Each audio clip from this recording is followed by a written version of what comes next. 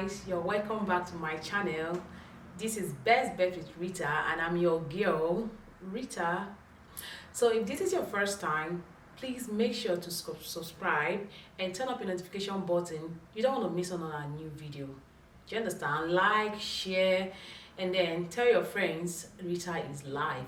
Today I'll be discussing about myself 10 career mistakes that I made, and I want to advise or encourage young people watching out here not to make this kind of mistake. So if you're a young person here listening to this video, this is for you. Sit tight, come out with your pen and your biro, take lots of notes, because I'll be encouraging you with my story so that you don't make this kind of mistakes that I made. I made 10 mistakes in my career, and I will encourage, if you follow these tips, you will really avoid this kind of mistakes. So number one mistake that I made in my career, but first of all, before I go into that, presently I'm a master's degree holder in social works and my specialty is on mental health. So before I arrived there, I did a lot of stuff that I wouldn't want people to do. So I'll be giving you tips. Which number one mistake that I made is making up my mind to do a course as a do or die, and it robbed me of 6 years. So after my secondary school, I said I wanted to be a lawyer because my dad kept saying, oh, I want a lawyer in my house. I'll be very fulfilled. I'll be happy if I have a lawyer in my house. I wrote JAM for 6 good years wanting to be a lawyer. And the funny thing is that I was passing this JAM, but I wasn't getting the admission. I changed different universities, but I wasn't getting the admission. So what was wrong? Because I was passing very well. So this informed me that I have wasted 6 good years of my life trying to be something, and at the end of the day, I wasn't really passionate about becoming a lawyer.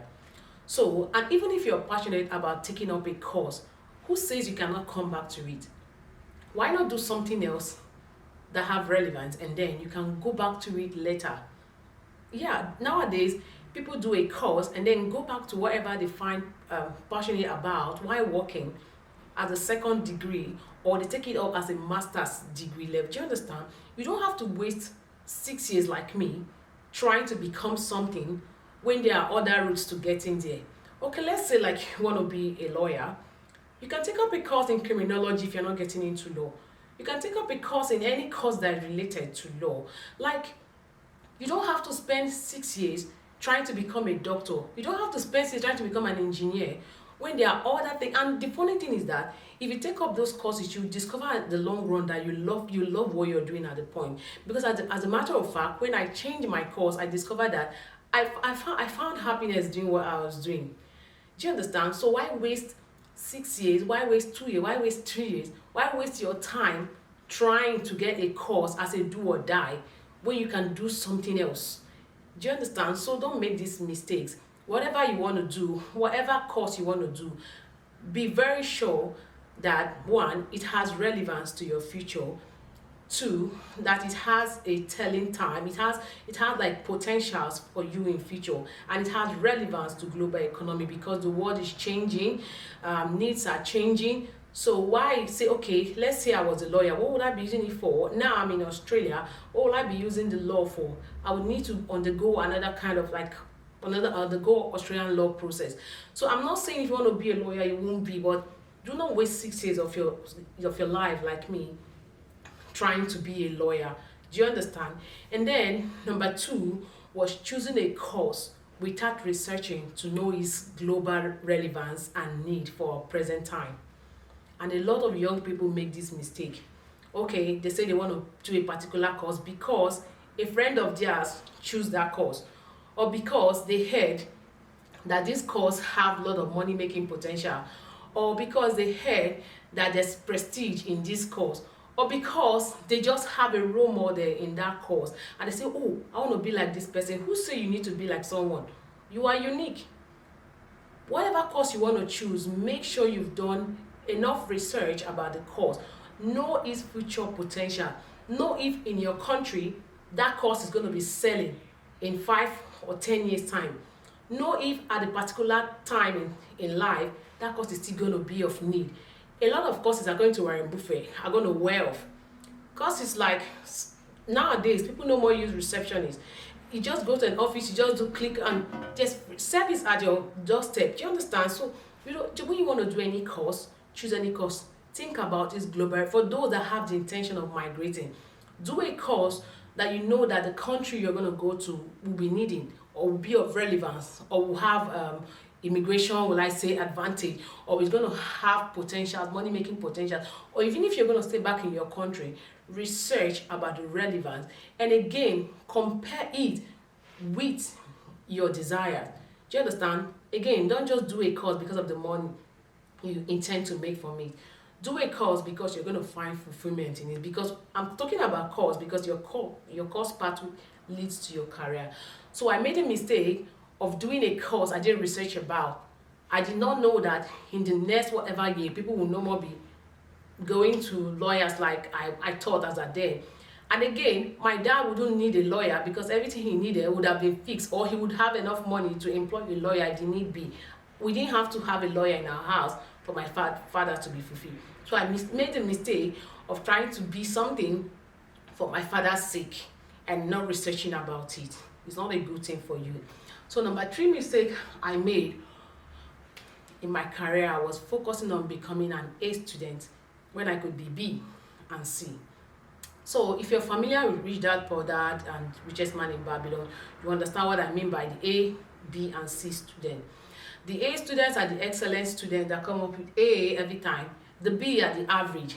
Sometimes not that they are not intelligent, but they are focused on every other thing. You find most of the quadrants of B as entrepreneurs, people that have many other engagements, but they just need the career. And then we have the C class, they're just there. They pass or they don't pass, they don't have interest. But the funny thing or the twist to it is that nowadays the C students are the one employing the A student. So do not say because you are an A student, your life is perfect or it's going to guarantee success. No, I'm not saying you should not focus or you shouldn't work hard to be an A student. Actually, being an A student gives you opportunities. Yes, it opens doors for those that want to further in education, for those that want to do something with academics, or do you understand? It's very good to be an excellent student, but never make the mistakes of looking down on B and C student, because the B student, that moment you were still in school, is already growing a conglomerate, is growing an entrepreneurship that might employ you tomorrow. The C student sometimes might be from a very wealthy home, just sometimes they end up getting the jobs before the A student. So don't base your life on one particular quadrant and say that you are the best. Focus on becoming all.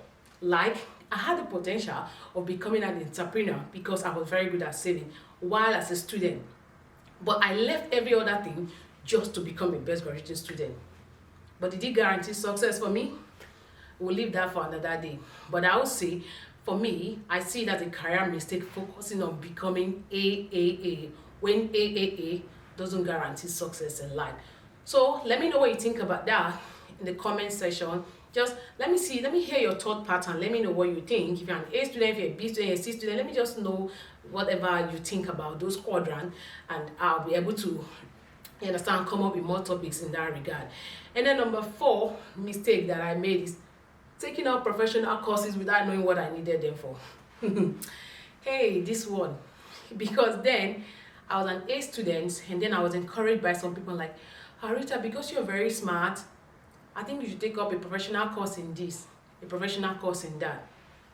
And then I started taking all my savings, I have 4 professionals that I can't even, I don't have any need of today.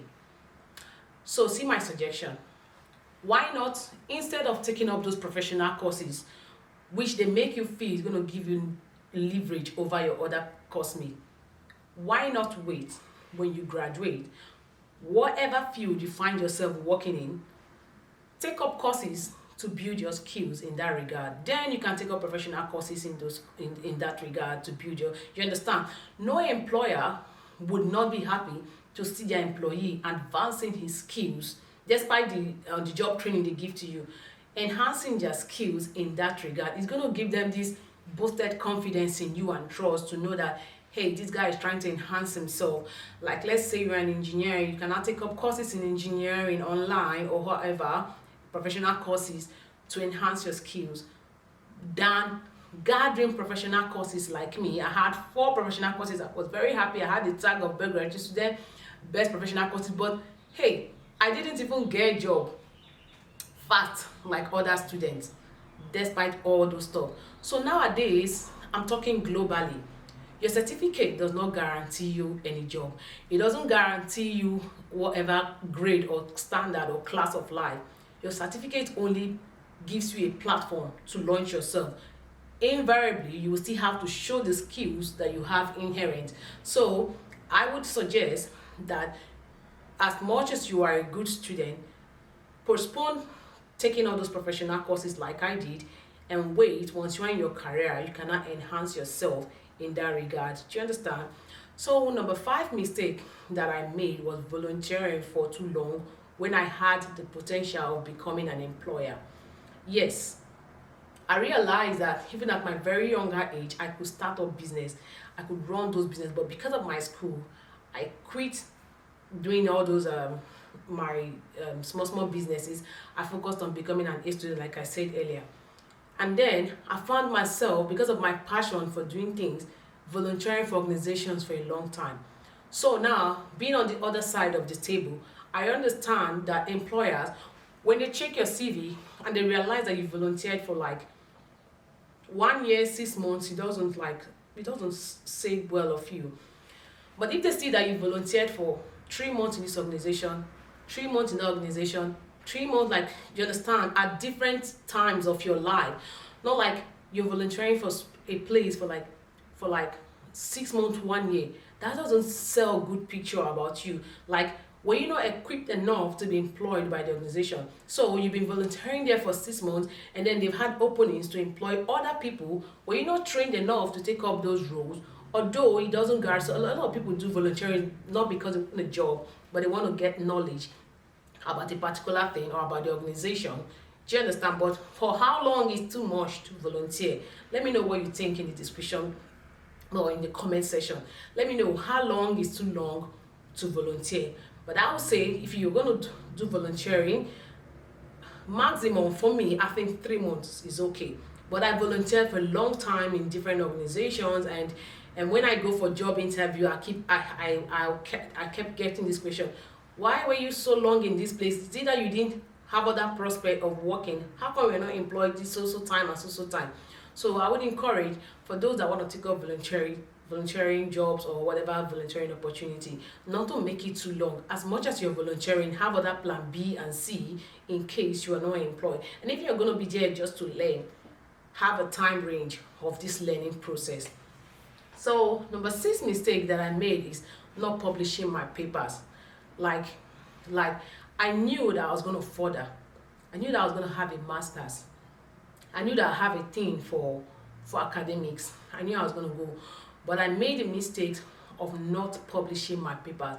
Like right now, I should have had like 10 papers, but I had only 4. And thank God for a friend of mine. He said, Rita, I know you have the skill of writing, and you've written a lot of journals. Why not we collaborate and publish our papers? And I thought it wise. So we wrote the paper together, and then we met a lecturer, and that was how we became second, third, and the lecturer became first, and that was how we had like 4 papers. So without that guy coming to me and saying, Rita, can we publish? That was how in fact, I have papers that I wrote and I gave it out to some people. I gave it out to some lecturers. Like, I don't have any account of them anymore. Do you understand? Especially adding with migration story. I don't have an account of them anymore. I don't even have any pattern to any of these papers. So I regret not publishing most of my articles and journals. And these I will encourage for those that have prospect in doing masters, PhD. Now that you're an undergraduate student, now that you're taking up this course, wherever you're doing, and then if you have the talent or the flair for writing, start publishing your paper, because it gives you an added advantage when you want to further. Like, let's say you're applying for a scholarship, or you're applying for whatever grant you're applying for, whatever. Once you put out that you have published also paper in a reliable source, man, you scale up the rank, like you go up in the selection process. It gives you big leverage when you have lots of papers that you have published. So if, let's say you don't have the money and then you have flair for writing, gather up those stuff, meet up a lecturer, or meet up someone with money and say, please let us collaborate. I'll give the paper, you bring the money. And then you can be first or second, although as far as your name is on that paper. Do you understand? Don't just write and stock up all those writings. Do you understand? When you write, publish. I made a mistake of writing and letting them lie low. So for you that you're still here and you've not made that mistake, once you write or you have pile up of writing, I will encourage that you push for the publishing. Even if you don't have the money, you could ask for help from friends. Or another suggestion, you can call up 3 or 4 of your friends. All of you can add up money and publish your paper. So number 7 mistakes that I made was focusing on one skill when I could have more. This one, I don't know how to say it, but I think it's a very important thing that at this young age you are, start acquiring as much skills that are at your beck and call or that you can grab. You never can tell where you'll be tomorrow. You never can tell what interest you develop tomorrow. You never can tell what job role you're going to handle tomorrow.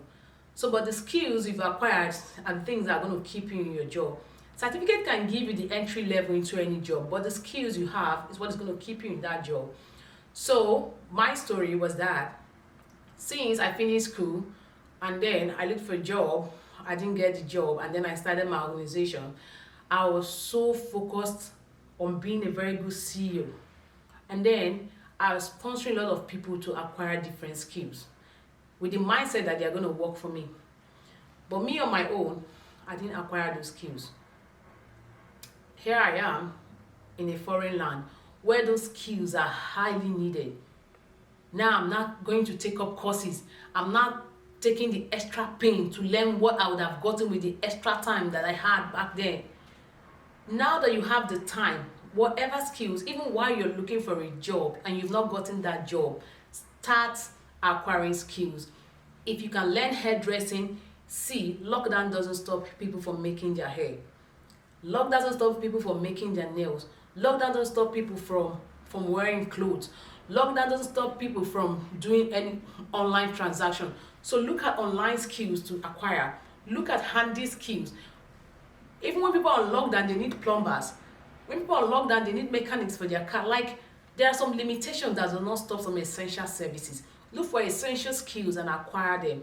I made the mistake of allowing myself be just a CEO, and I didn't acquire those skills that I needed. Now I'm taking up courses in YouTube, learning how to bake, how to do this, when I had all the time.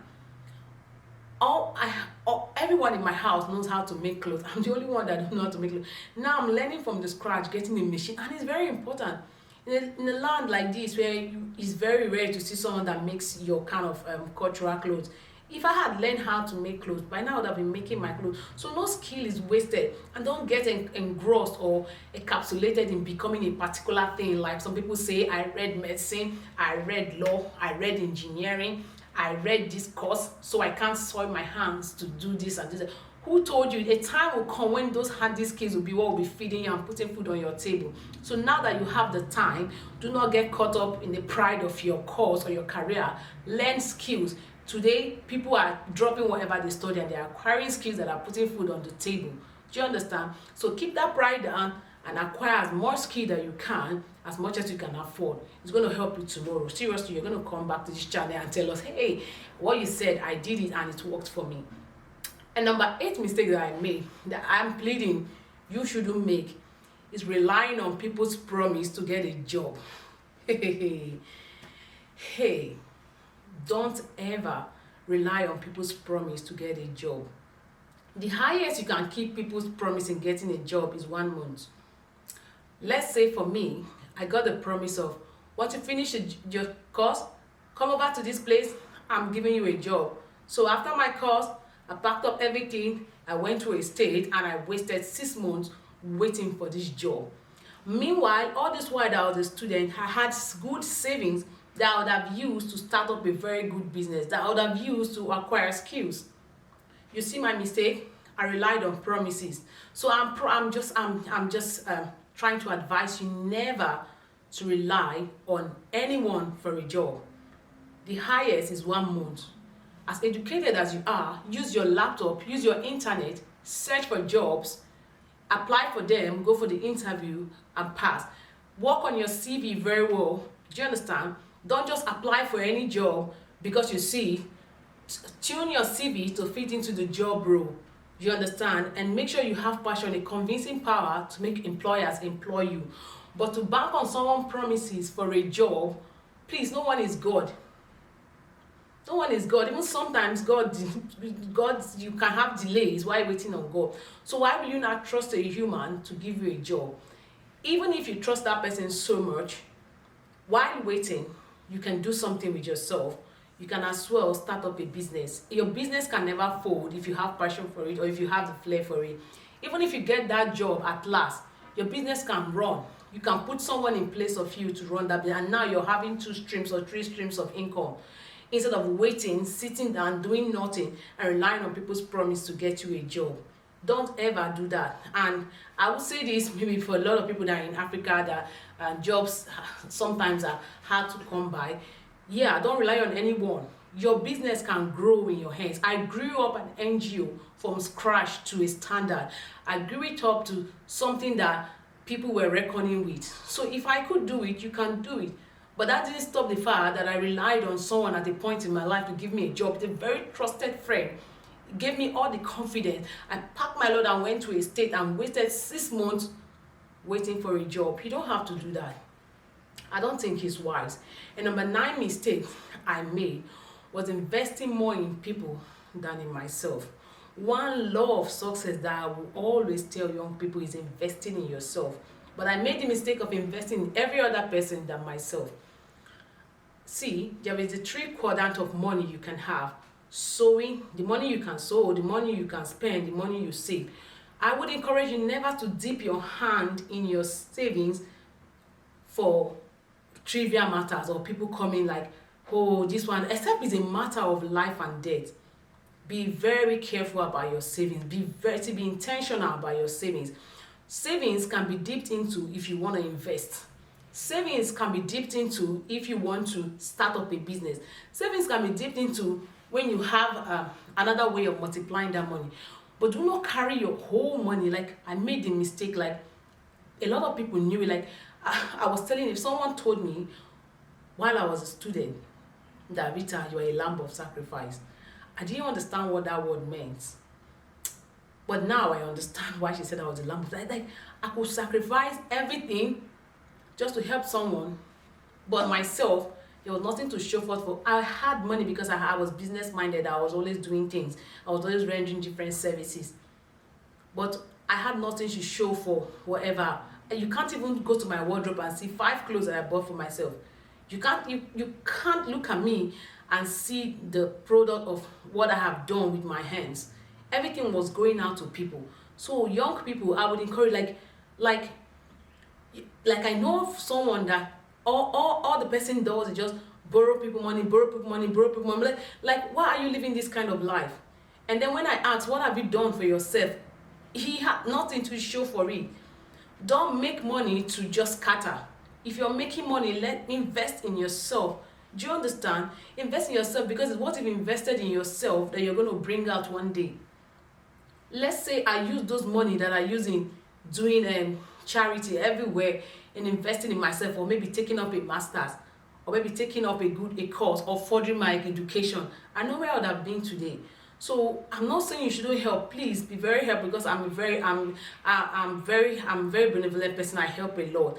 But do not give out what you haven't done for yourself. Like, someone is telling you to further their education, and you're looking at yourself, you don't even have that kind of educational qualification the person is going for. You are the person sponsor. Like, okay, I gave an example in one of my talk shows when I met my husband, because he knew my kind of person, that every savings I had, the next minute someone is coming to ask for it and I'm giving out. So he took me to a place, it was like a valley, and he asked me to go down. I was going down. He was standing up on a rock, and he was standing there, and I was going down and going down. I saw myself going down and falling, and then he gave me his hand and said, come up. I'm like, why are you doing that? He said, it is only when you are standing that you can pull someone up. If you are not standing firm, all of you are going to fall down. So it gave me sense, like, so all this while I've been allowing myself to stay in this category, because sometimes people no more believe when I say I don't have, because I always had to give. So whenever I say I don't have, people no more believe, and I had no one to help me, because they always felt Rita had. But sometimes I didn't have anything. I was just surviving then. So it made me to understand, it gave me foresight that is only when you are standing that you can stretch your hand to help someone else. But if you don't stand well, when they pull you, you pull down. So I encourage you to invest in yourself. So I invested more in people in my career than in myself. I know how many business I started for people, but I didn't have any business to show for myself as at that time. So young people, if you're saving, please invest in yourself, because what if you invested in yourself that you're going to show out tomorrow. And last, number 10 mistake that I made that I would encourage you not to make is allowing family influence over your choices. This one, let me give you my story. Like I said earlier, my number one, because I love my dad so much, and he always said he wanted to have a lawyer in his house. I said, okay, I'm going to read law for you. You understand? My choice of course was because of I wanted to please my dad. And because people kept saying, Rita, yes, you're good at argument, you know how to speak English, you have this charisma. Who does course with charisma? A lot of people are making mistakes because of people's influence over their life. So young people, I will encourage you never to allow yourself get caught in that way. Whatever course you're going to take, whatever career you're going to focus, let it be because you're passionate about it, because you've done research about it, because it has global relevance, because it has potentials of making money and giving you fulfillment. That is the only reason you are allowed to take up any course. But do not take up any course because your family say it to be good on you. Yes, our loved ones will always have an input in our life, but let that input not be our say. Check your inner traits, check your personal, check your talent, check your needs, check your things you're passionate about, and align it with whatever kind of career you're being suggested. Do you understand? Make good research so that whatever decision you make, they are informedly taken. Do you understand? Don't make any decision, don't take up any career because your family influenced you. I have seen people that read medicine, after everything, they took the certificate and gave back to their dad and said, I have done course for you, take your certificate. Now let me focus on what I want to do. Don't waste your time achieving people's dream, because if you don't achieve your dream, you end up helping others achieve their own dream. So guys, let me know what you think about this. Send your thoughts in the comment section. Don't forget to like, subscribe, share, and I'll see you next time. See you. Bye-bye.